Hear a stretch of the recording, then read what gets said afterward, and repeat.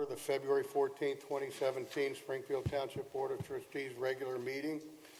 Mr. Burning, may we please have a roll call? Yes, Ms. McFarland? Present. Mr. Honolaw? Present. Mr. Burning? Present. All trustees are present. I would now like to ask everyone to stand and rise for the Pledge of Allegiance.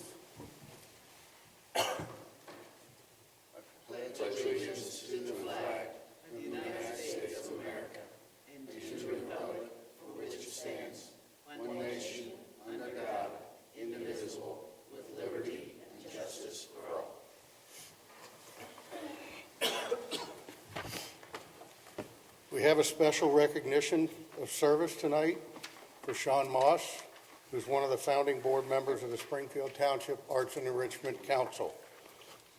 Ms. Flam, I'll turn things over to you to provide some background. Sure. I don't know if you guys want to come down with the plaque.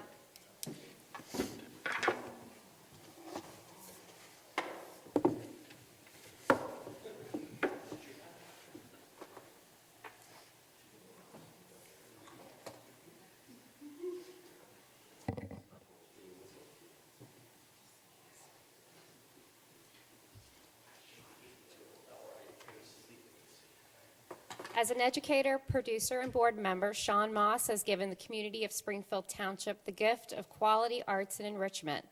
Sean has served as a founding board member of the Springfield Township Arts and Enrichment Council for the past 4 years.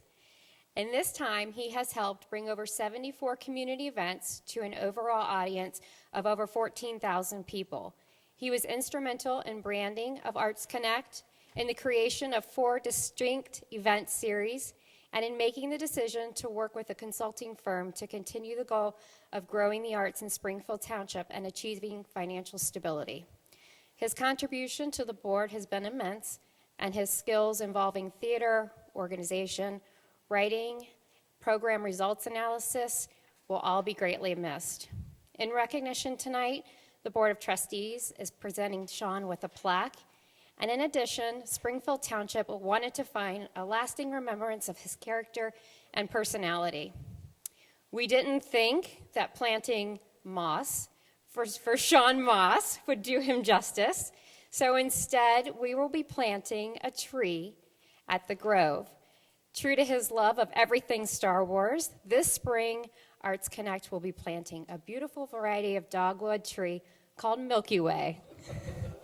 Tonight, the Board of Trustees, as well as the Springfield Township Arts and Enrichment Council, thanks Sean for his time and dedication. Community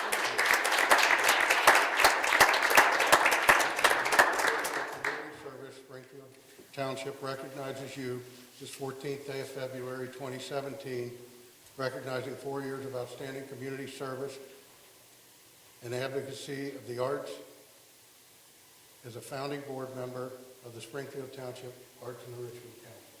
Thank you. Congratulations.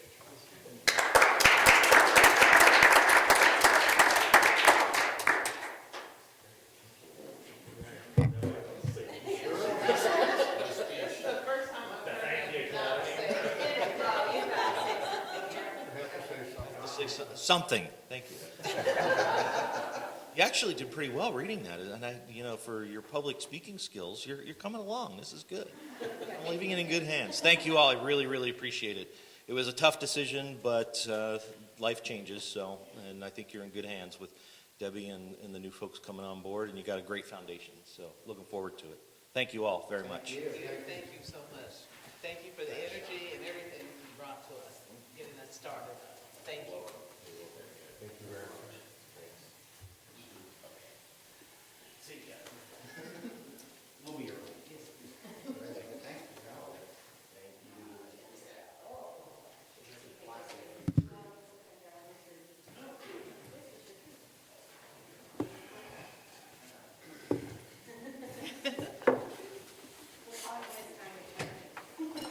If it doesn't rain, you'll have to come up and water it.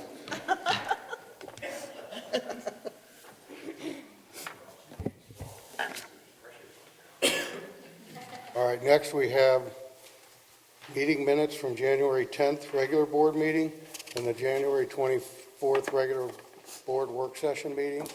If there are no corrections or revisions to the meeting minutes, I'll entertain for approval as written. So move. Seconded. All those in favor? Aye. Motion carries. And Mr. Burning, may we please have a financial report? Yes, sir.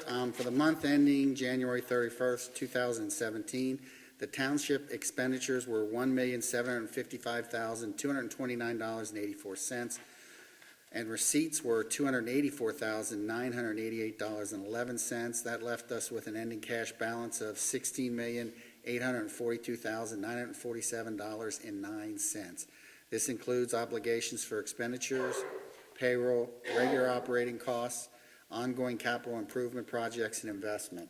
I request a motion to approve the receipts, warrants, payroll expenditures, updated and current revenue reports for the period ending January 31st, 2017. Do I have that motion? So move. Seconded. All those in favor? Aye. Motion carries. And I just want everyone to know that financial reports are available for viewing at the administration offices weekdays during business hours and on our website. If anybody has any questions, that's all I have. Thanks. Thank you, Mr. Burning. Now on to department action and discussion items. Mr. Henningkamp, do you have a report? I do, Mr. Burning. A number of action items, and we'll stay with the Arts and Enrichment theme here tonight. The Arts and Enrichment Council is actually completing their second term as members, and according to the existing bylaws, we have some appointments for the board to make. Obviously, with Sean's departure, there is an opening, and we are hoping to fill that opening with Debbie Vargo, who is sitting in the first row. And then also, we would be reappointing Tom Schneider and Kim Cox and Maria Ballinger. And then a new member, Karen Dills, who is a township employee, would be taking Kim Flam's spot, as we were proposing to make Kim the executive director, take her off the actual board of Arts and Enrichment and have her in the position of executive director. And again, that would be pending final approval of the actual council itself. So for tonight, the action needed for the board is to make the appointments of Tom Schneider, Karen Dills, Kim Cox, Maria Ballinger, and Debbie Vargo. So moved. Second it. All those in favor? Aye. Motion carries. And then secondarily, the board concurring with the recommendation to have Kim Flam serve as the executive director for the Arts and Enrichment Council. I'll make that motion also. And I'll second it. All those in favor? Aye. Aye. Motion carries. Next item I have is updates to our personnel policy manual. This is something that we talked about last month at the meeting. I kind of mentioned that we did some tweaking to a couple of the policies and added a few new policies. The first policy, personal appearance, is one that's existed, so we're just making some modifications to it. We're including a new policy on medical marijuana, and then also making some tweaks to our information technology use policy. I know the board's had an opportunity to review these, and we discussed these, I believe, at one of our work sessions as well. So just seeking a motion to adopt those three modifications and inclusions in our personnel policy manual. So moved. Second it. All those in favor? Aye. Aye. Motion carries. Next item is to have the board award the contract for a bid opening that we had this past Friday, I believe. It was Friday. And that would be for a salt truck body and accessory package. I haven't had to use that a whole lot this year, which is a good thing, but this was a budgeted item. The bid opening was, as Dan mentioned, on Friday. We just had one bidder.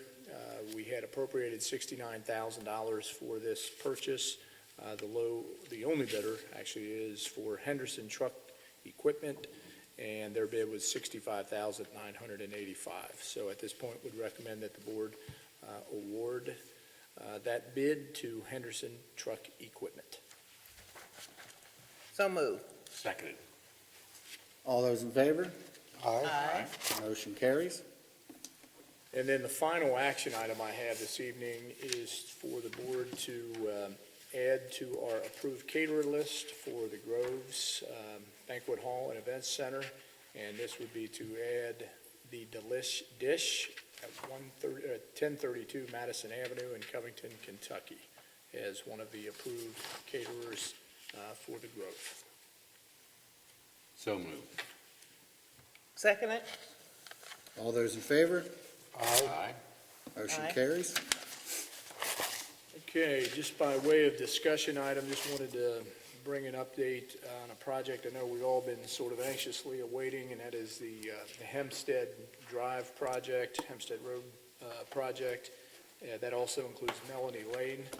This was a project the township received SCIP funding for back in 2016. It's a project that we bid in conjunction with Hamilton County Engineers Office, because they are also going to be making improvements and have funding available to make improvements to Daly Road. So we thought, given the proximity of these two projects, we wanted to coordinate construction. Plus, there's advantageous, or at least we figured there could be potentially some advantages to the pricing, and that actually was borne out by making a bigger project. That project was bid. It's being done by, the whole process is sort of being coordinated by the county engineer's office, since it is a joint project.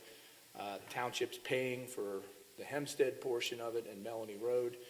That's about $487,000 of township funds for that purpose. We received grant in an equal amount of about $487,000, bringing the total estimated cost of the project to just under $1 million, about $975,000.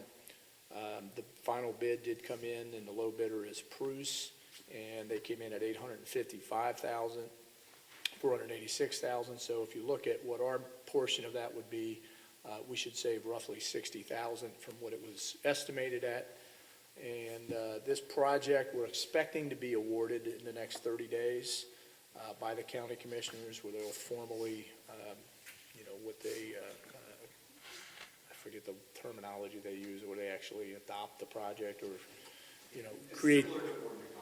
create the project. But that's when they'll award the contract, and then we're hoping for construction really sometime in April, at least by May 1st. That is correct. And it does have a completion date in the bid specifications of November 1st.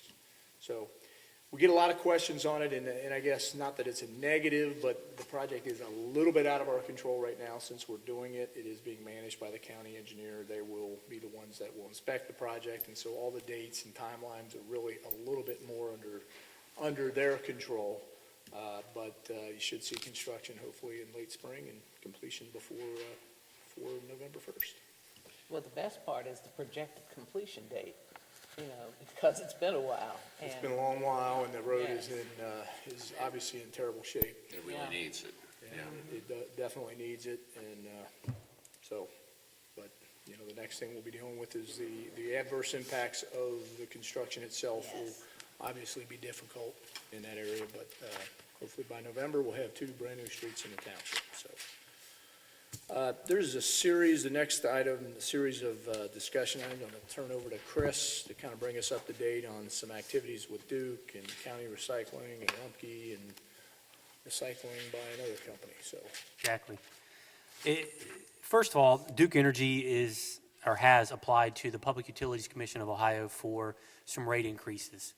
They do this occasionally, mainly due to infrastructure improvements they've made to their transmission lines, both electric and natural gas. And in order for recovery of those costs, in terms of those improvements to their transmission lines, they're required to make an application to PUCO in order to have those rates increased. They have made that application. I can say I received 10 to 15 pages of different rate increases based on the type of usage you have. So just to keep it general, some of them seem fairly significant increases, both to residential and commercial users. But PUCO would have to approve that, and they wouldn't go into effect until 2018. I think why it's important for us to note is that this would apply to anyone within the Duke Energy Service territory, whether you're in a township or governmental aggregation program or not. This purely relates to the transmission costs. So everyone is subject to the transmission cost regardless of whether you're in an aggregation program or with an alternative supplier or not.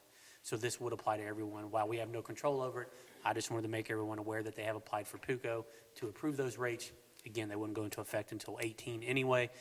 But at the same time, I wanted people to be aware that this really has no bearing or has no reflection on our aggregation program whatsoever. Do we I have, mean, you'll be subject to the increases, even if you were in the aggregation program, but my point is, it isn't because you're in the aggregation program, you're subject to it. It's anybody in the Duke Energy Service Territory. do we have any sense of what that rate increase is going to look like? I don't honestly. I have a call into our government account rep with Duke Energy. I have not heard back from him, just so he can make sense of the numbers for me.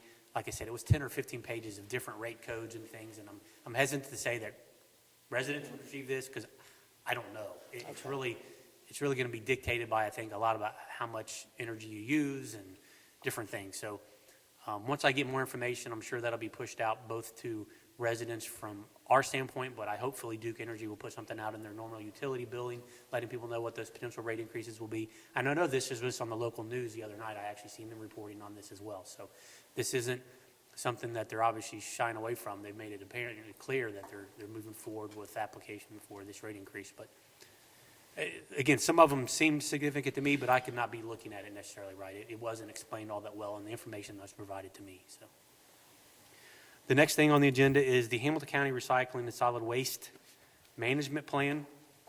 The county solid waste district is making updates to their actual management plan. And as a community that participates in the solid waste district, we are required to, within 90 days, approve or make, I guess, objections to the recommended changes.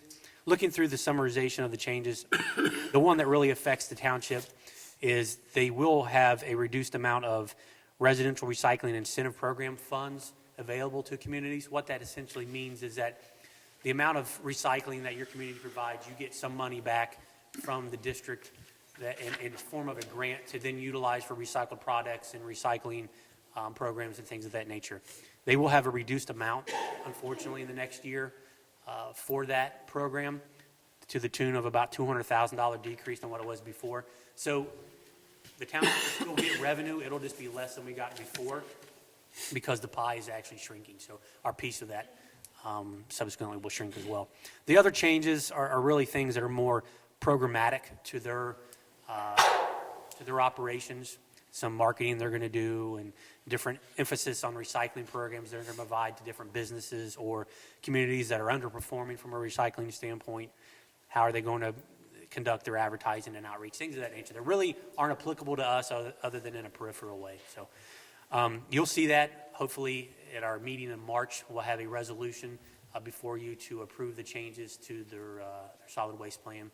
As a participating agency, we'll be required to do that. So I apologize, I'm a little dry mouth here. The Rumpke rates. As you know, the township entered into an agreement with Rumpke back April 1st of 2016.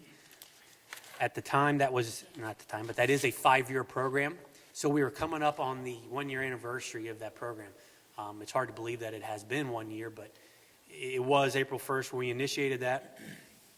And the rates as specified at the time, it wasn't a fixed price for the entire 5 years, but it was a fixed price per year, and it would tier up in subsequent years. So the unlimited price, as specified in the contract, will go from $16.20 a month to $16.50 a month, beginning April 1st of 2017.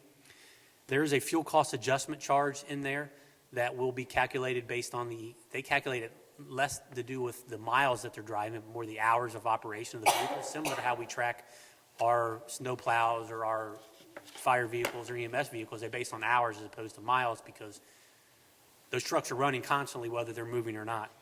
So at the end of the day, the price will go from $16.20 to $16.69 a month. Still a significant decrease than what it was prior to the contract. The limited service will go from $12.95 to $13.39 per month. And that, again, those rates will be effective April 1st. What was that limited again? $12.95 and what, to what? $13.39. But we're still down as far Oh, as, absolutely. way down. Yeah, I mean, the average price of residential trash service, excluding the actual recycling, was somewhere in the neighborhood of $21 a month before we started the Yeah, a program. little over 21 Yeah. average. So this is still a significant decrease than where we were prior to the the contract beginning April of last year. And as Chris said, just to reiterate, this was all in the original agreement. Right. So we Right. knew what each rate increase was. So these aren't new, this isn't something we were unaware of. These were Oh, all right. steps that were They're in the built in. agreement. Negotiated. Yeah. But I think it's good that we let the public, stay on top of what they probably already knew, but just letting them know what's going to be happening next. Right. Mike, I don't know if you want to take simple recycling or if you want me, okay. Doing a good job. on Sticking with the theme of recycling and trash and things of that nature, we have been approached by an entity that is proposing a fairly innovative way to divert textiles from the landfill.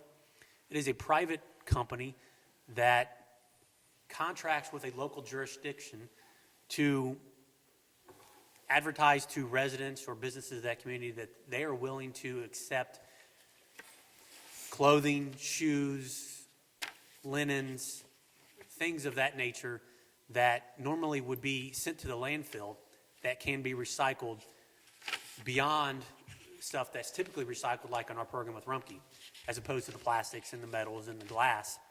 They are proposing to recycle textiles.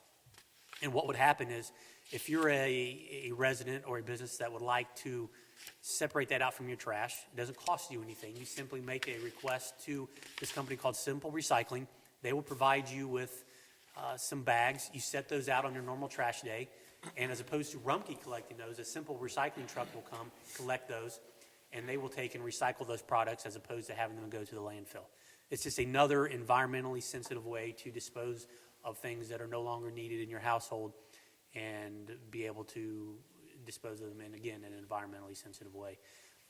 The reason that the township would have to participate or contract with this company, again, it doesn't cost the township anything. This is simply not, I wouldn't necessarily call it an agreement as much, or a contract as much as it is an agreement, because what will happen is the amount of tonnage that they collect out of your community, they will pay the township so much of that back that you then can turn around and utilize for recycling services for your own residents.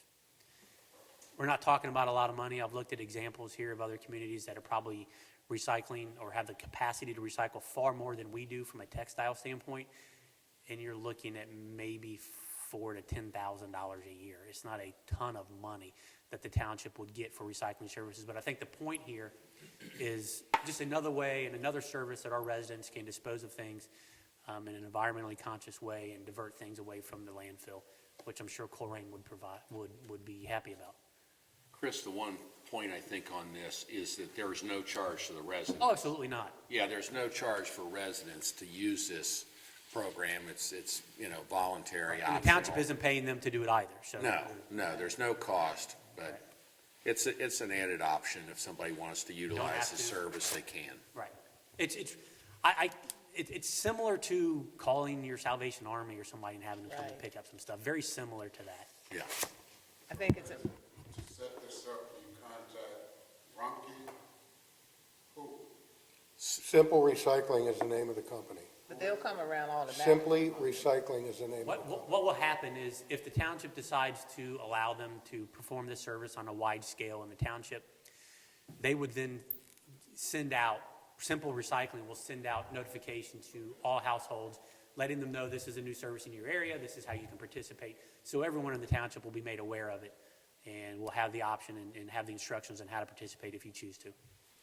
They just so happen to pick up the same day as Rumpke, so they don't have to drive all over every single day. They'll go on Rumpke's route and pick up on the same day.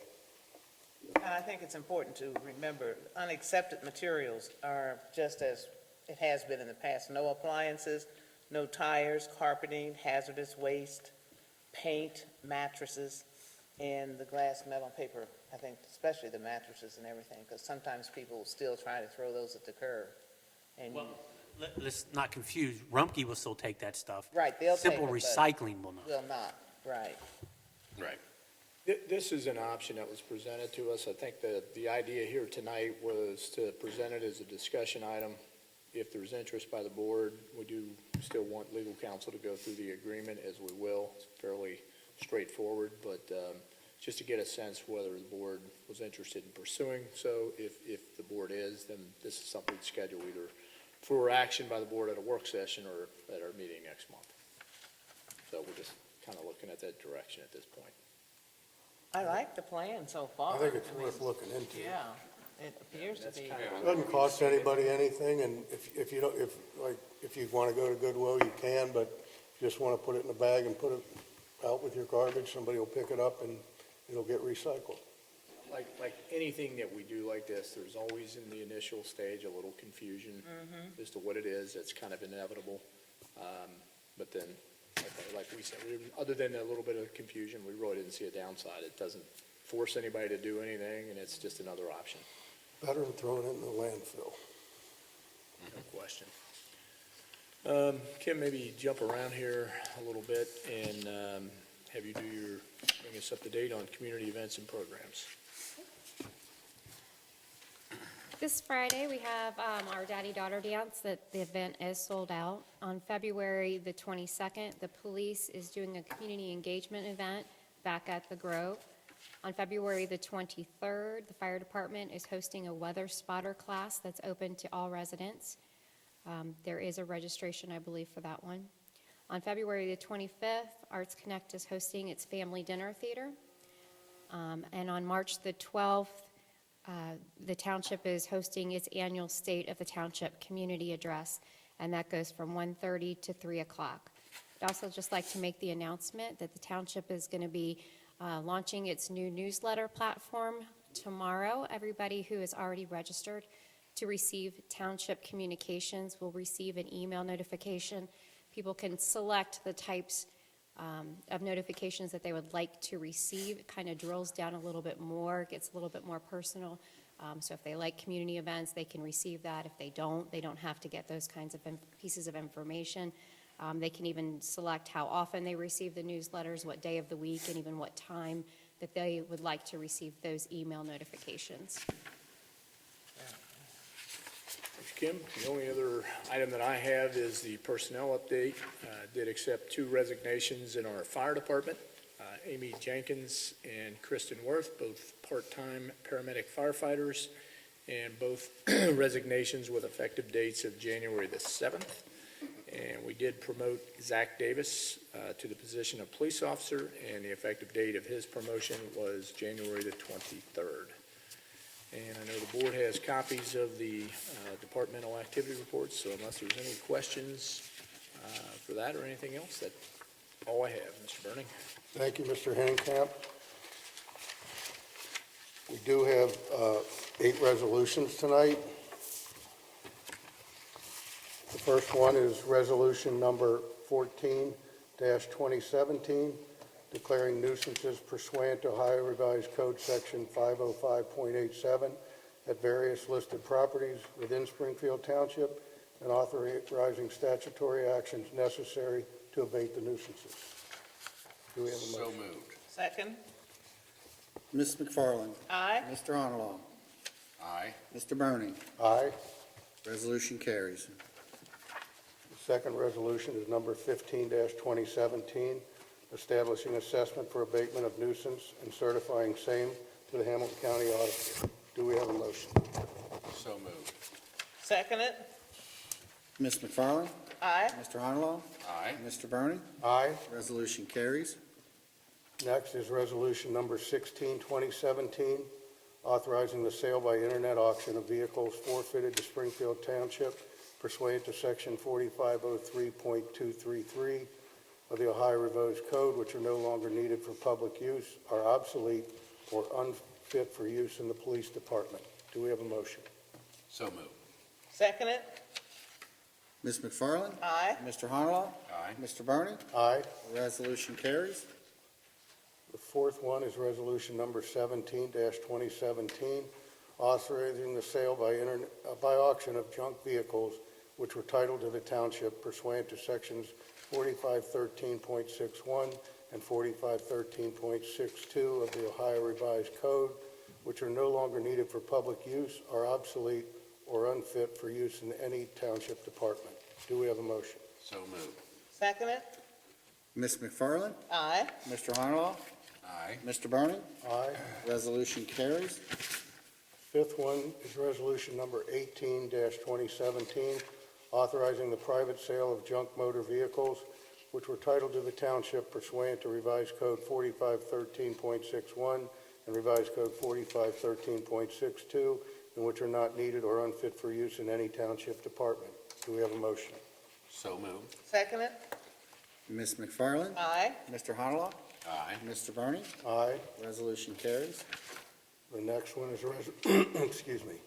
The next one is resolution number 19-2017, authorizing the trade-in of unneeded, obsolete, or unfit for use motor vehicles, road machinery, equipment, or tools in the service department. Do we have a motion? So moved. Second it? Ms. McFarland? Aye. Mr. Honolo? Aye. Mr. Bernie? Aye. Resolution carries. Next one is resolution number 20-2017, authorizing sale by internet auction of unneeded, obsolete, or unfit for use property in the fire department. Do we have a motion? So moved. Second it? Ms. McFarland? Aye. Mr. Honolo? Aye. Mr. Bernie? Aye. Resolution carries. The last one is resolution number 21-2017, prohibiting cultivators, processors, and retail dispensaries of medical marijuana from locating in Springfield Township pursuant to revised code 3796.29. Do we have a motion? So moved. Second it? Ms. McFarland? Aye. Mr. Honolo? Aye. Mr. Bernie? Aye. Resolution carries.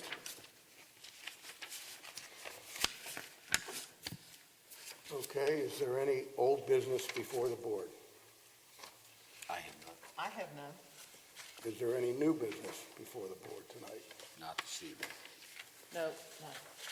I did, Present. I did want to mention one thing.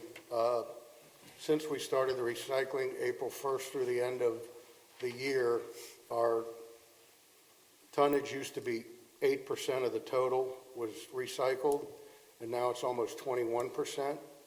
And our total tonnage of recycling is up 133%, and that put us in line for Innovative Recycling Award because of all the recycling we've done as a township, and we appreciate everybody cooperating and using the recycling garbage cans that they now have.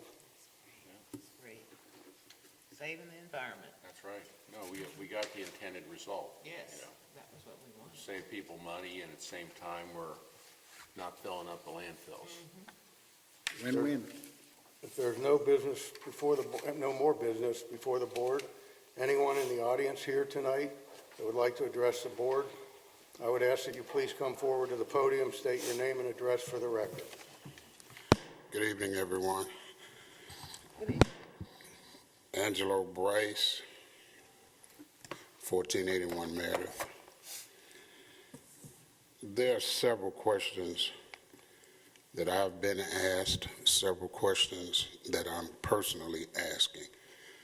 And I feel that it was appropriate for me to come to you guys to get these answers. You've hit around it briefly as you spoke today, and we're talking about the contract that you made with Rumpke. On behalf of the Lexington Heights community,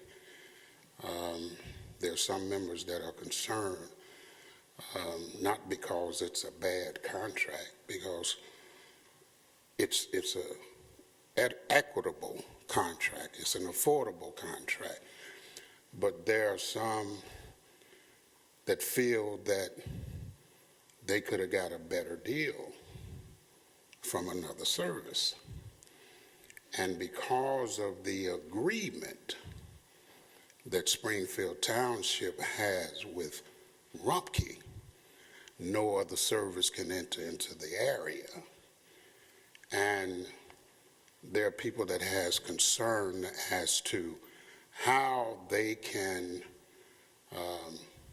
deal with these issues, because there are people that are living in Lexington Heights that work for the City of Cincinnati Waste Collection. They don't even use the trash collection in this area. But yet still, they're being charged for the service on a monthly basis, whether they use the service or not. So my question is to you, because they're feeling locked in, how can they be exempted from this agreement if it's possible? I don't know what the extent of the agreement was when you guys made it. There was a brief notification that circulated through the community, but the details were not specific, or should I say, they were not explained enough where the people got the message. And the next thing they know is that they're locked in and they ain't got no way to get out. Chris, can you clarify that? Yes, I think at the time when we were discussing the program back in the summer of 2006, or actually, gosh, it was almost the summer of 2015, we actually started talking about this. It actually went into effect in April of 16. At the time, there were two ways that you could be exempted out of the program. We understood, because of one of our community partners being Ross Township and large areas of Colerain Township, they had working farms.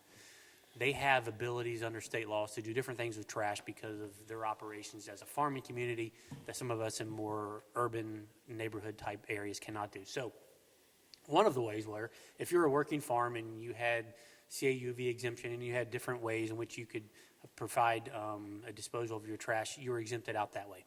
The other way, which would be more applicable to Mr. Bryce's concern, would be if you have an ability to dispose of your trash in a manner through your employer, and you can receive an affidavit from that employer indicating as such, and you can provide that affidavit to Rumpke, they would allow you out of the program.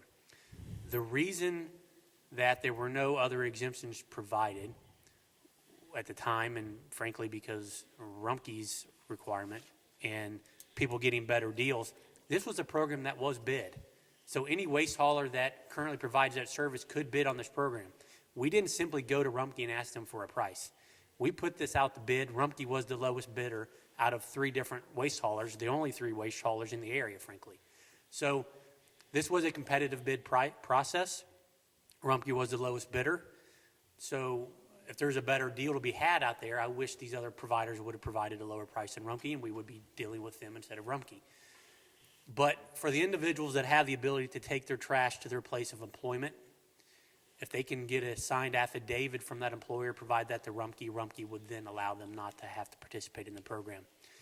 Rumpke gave us such a good deal because we were requiring every resident to participate, and we were not allowing other waste haulers in. If we did not do it that way, then our price would have been much higher from Rumpke because they would not have been guaranteed a certain number of customers as they are now. So it was an economies of scale issue as to why our pricing and our program was set up the way it was. So I hope that answers the question. Well, so, Do you understand what he's saying? If they have an affidavit from their work where they're taking their trash saying that they're allowed to dispose of their trash at work, then they can be exempted from the program. Is that correct? A signed, notarized affidavit on that company's letterhead provided to Rumpke would allow them out of the program. That's one issue, and that resolves that issue. But the other issue is we've got several people that are on fixed incomes, and they were using other companies prior to this agreement that were less than what they're paying on a monthly basis. Okay, and because of that, the signature of the agreement that the township has made, they're locked in, they can't move, even though this is at a minimum of $36 a month or $56. It's still a financial burden to them. That's a quarter. That's a quarter, not a month. $12.95 a month or $16.50 a month. Well, times 3 is Right, so it's 36. quarter, it's not a month. Okay, That's for 3 months.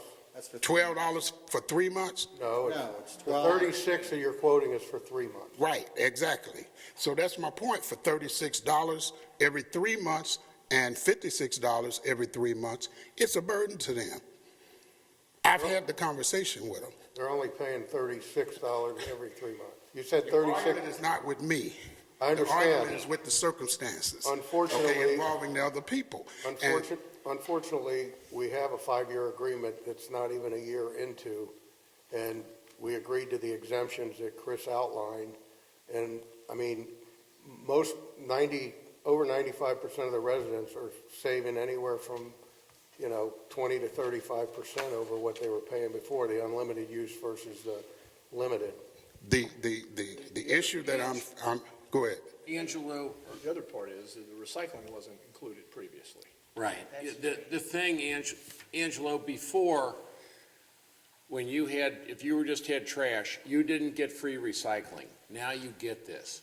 And I can tell you, as a board member, we had extensive discussions about this in these meetings, going back, as Chris said, back in 2015 before, and into 16 when it was enacted.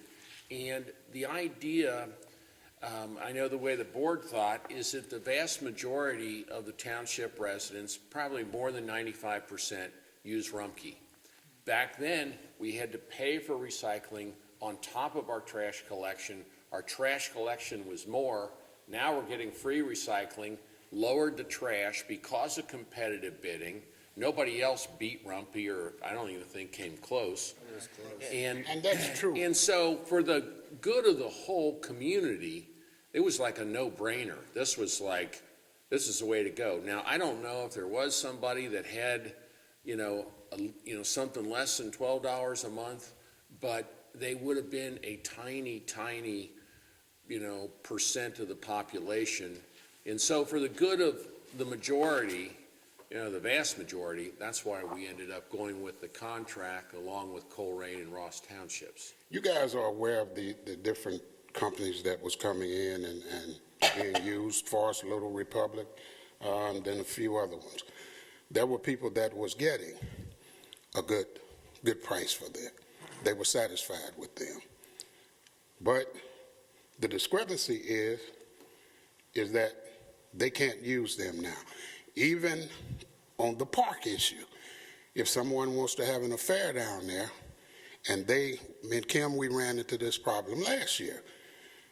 They wanted to bring in a portalet, but due to the fact that you've got a contract with Rumpke, they didn't want to allow any outsider to come in. However, we resolved that issue without a complication, but yet still the issue was there, okay? And I often wondered why that happened. At that time, I was not aware of the circumstances, that there was an agreement. But now that I'm fully aware of what that agreement stands for, the question came to me, how can we get out of this?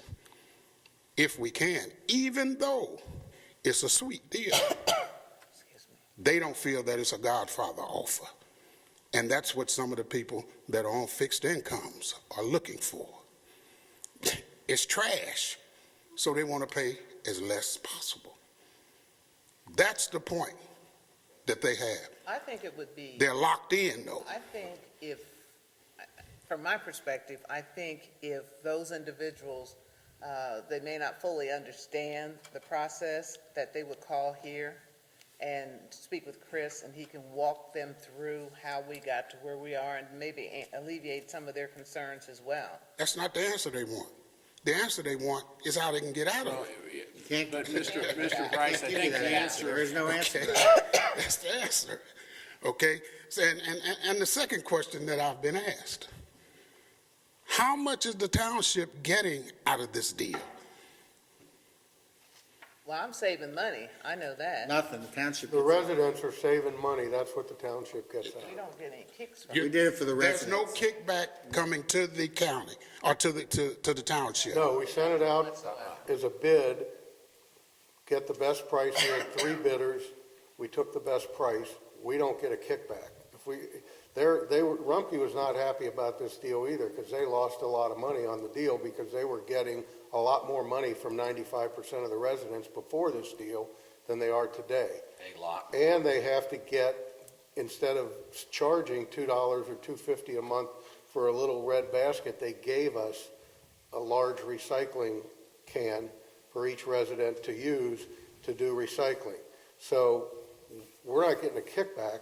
It's just a matter of, it was the best for the residents of the township as a whole. I think the key is there was open bidding, and any of those individuals had an opportunity to bid on taking this job, and if they did, and participated, we went with the lowest bidder. My other question is, and this question is coming from me personally, being that Springfield Township owns the containers, what are your intentions? Is it 4 years or 5 years? 5 years. At the end of those 5 years, do you intend to rent those containers to the residents? Or do you intend to keep The them? idea of saying that the township owns them is those containers stay with the house. Right. If you would move, that container would stay Right. with the house. We're not going to rent them, we're not going to take them back from you. They just stay with the house for anybody that leaves the township. So if you sell your house, the new resident has the recycling can, and if you're on the limited service, they have the trash can to use for their garbage. We are not going to rent them. The ownership was what Rumpke did, I believe. Yeah. We did not buy those. At They the- supplied them. Yeah, at the end of the contract, Chris, correct me if I'm wrong, but I think they just become, they don't go back to Rumpke because Rumpke doesn't own them, right? The word I got is that the township own them. That's what they wrote on the containers, that these are township property. That's so people don't take them. They move out of the township and take them away, leave them for the next person Each coming. part has a assigned barcode specific to that house. Right. So when they say the township owns them, they mean they're part of the township's trash program. Right. So they stay with that particular house. So in theory, if Mr. Burning were to take his recycle can and put it in front of Ms. McFarland's house, they could argue, Rumpke would know that that can doesn't belong there, it belongs to the other address. So they're assigned to a particular address. So if the idea is that in some way the township is receiving funding because we have those recycling containers out there, absolutely not. And we didn't buy the cans either. And here's what they're actually saying. They're saying at the end of the 5 years, the township owns them. Okay. What we're saying is at the end of 5 years, we'll rebid the contract, and if Rumpke doesn't get it and they want their cans back, I mean, we don't have a use for them. But you're not going to lease it or rent it to the consumer. No. Okay. All right. That's all I wanted to know. All right. Thank you, Mr. Price. Anybody else have anything to say to the board?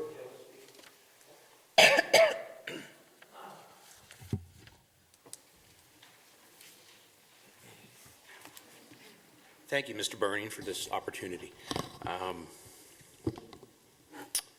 Dave Hughes, Keyboarder Wild, 853 Denier Place.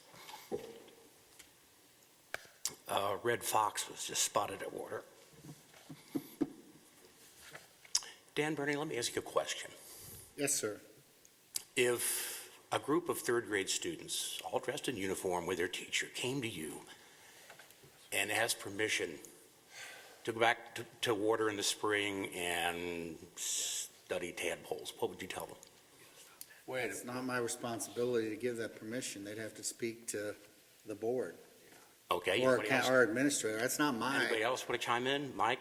I think Mike should, I mean, that's not my decision to make. I don't have the authority to give them or not give them permission. So you're asking the wrong person. Sorry. Well, you're a little familiar with the faculty at St. Vivian's, I believe. My kids went there a while ago, yes. I'm a parishioner of St. Vivian's, if that's what you mean. Would you tell them no? I would say they need to call Mike Hennenkamp to find out. I don't know what the status is as of that day of what you can do back in water. I know it's not a safe place. I mean, I've walked it and I was afraid to walk between the two lakes. It's not real Were you stable. really? Oh, yeah. That's one heavy rain of being washed out. Okay, Mr. Hennenkamp, what would your response be to these students?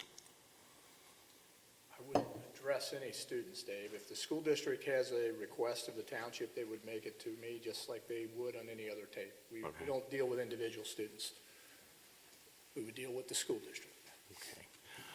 What I'm getting at in a roundabout way is we have 800 students within walking distance of water, 3 schools.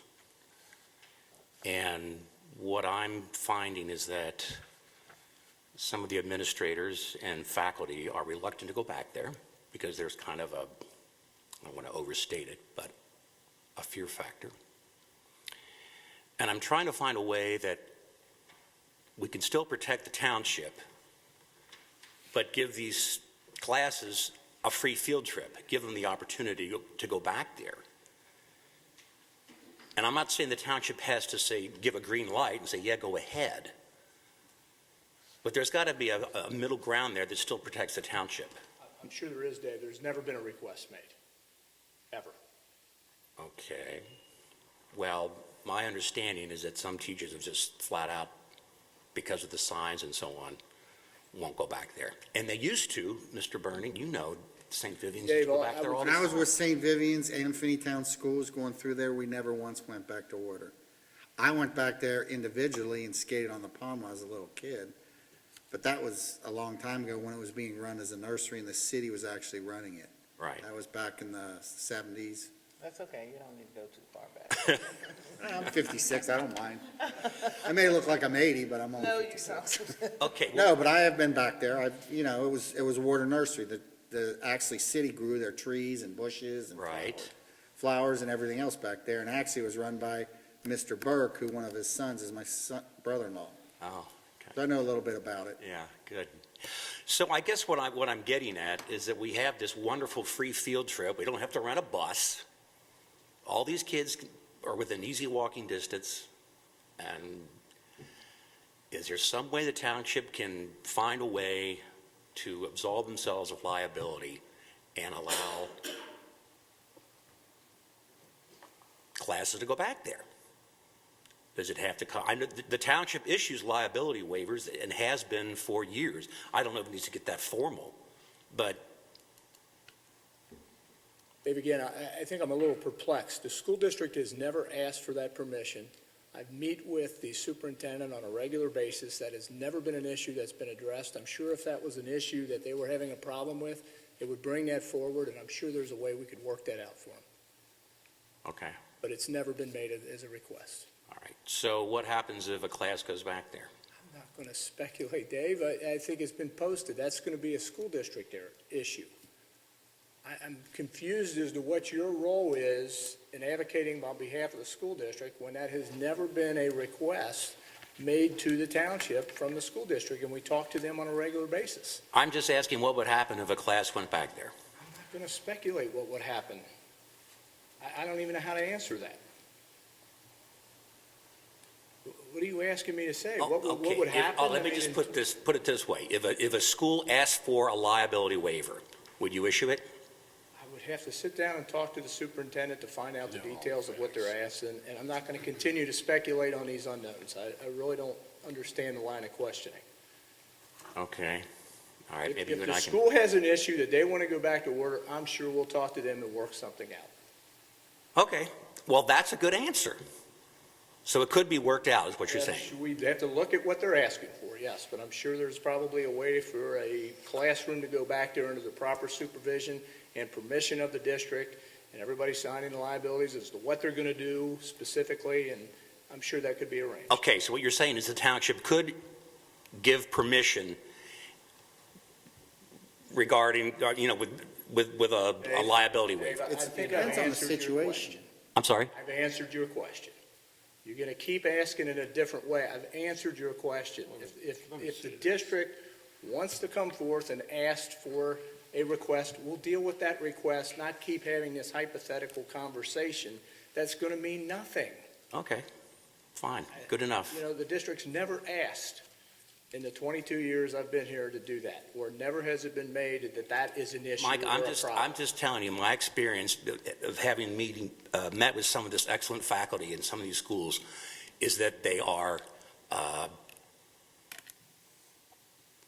very hesitant to go back. That's just, there's a PR challenge with the township right now. That's all I'm saying.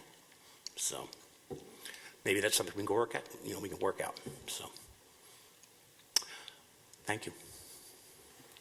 Thank you, Dave. Anybody else like to address the board? One other question, and then I'm going to move along. The condominiums there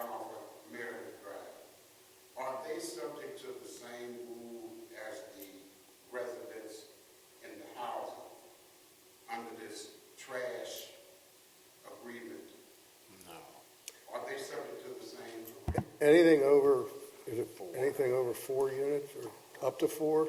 Yeah, anything 4 units or less residential was included in the program. Any units that have 4 or have 5 or more units in one contained building was not included in the program. So they can use Republic or another company in the, Mr. Bryce, a lot of those larger complexes will have, they'll have dumpsters but they'll have their own individual contracts with the company that runs it, the complex, and a particular waste hauler. the question came to me and I didn't know. Yeah, no, it's a good question. Anything 5 or more, they can go to pretty much whoever they feel like. They have to work out their own deal. Anybody else? Okay, if there's no more business before the board, I will entertain a motion to adjourn the regular meeting of the Board of Trustees. I'd like to wish everyone a happy Valentine's Day. We met today on Valentine's Day, so everybody, happy Valentine's Day, and I hope you went home or you go home and give somebody in your life that's special a big hug. So moved. Second? Aye. All those in favor? Aye. Aye. Meeting's adjourned. Thank you.